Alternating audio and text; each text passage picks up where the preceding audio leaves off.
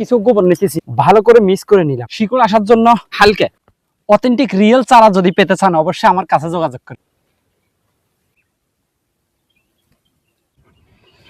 এখন আমি এই জায়গার এই গাছের মাপ নিয়ে এই ডামটা কাটতেছি। তো চারাটা যে অংশতে আমি কাটছি এই অংশতে আমি ডাম বসাইতেছি। এই জায়গা থেকে কিছু গোবর নিতেছি, পানি বালু জৈব সার নিয়ে আইছি। আরে বাবারে ভাই, ভিডিও বানাইতে অনেক কষ্ট হয়। এই যে গোবরগুলো ডালতেছি, এখন পানি দিতেছি,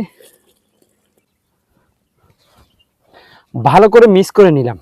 ডামে ভরে নিতেছি, ডামে ভরে ফেললাম। চলেন, শিকড় আসার জন্য স্পেশাল খেজুরের সোপা দিতেছি। শিকড় আসার জন্য মাটি দিতেছি হালকা।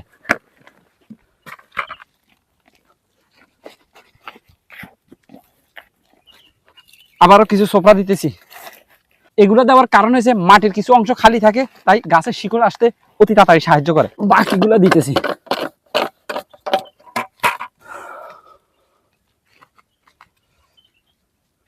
সত্যিকারী মাতৃ চারা যদি চান অবশ্যই আমার সাথে যোগাযোগ করবেন। ভালোবাসা ভালো লাগা সবই আসবে আমার কাজ দেখে, কি বলেন?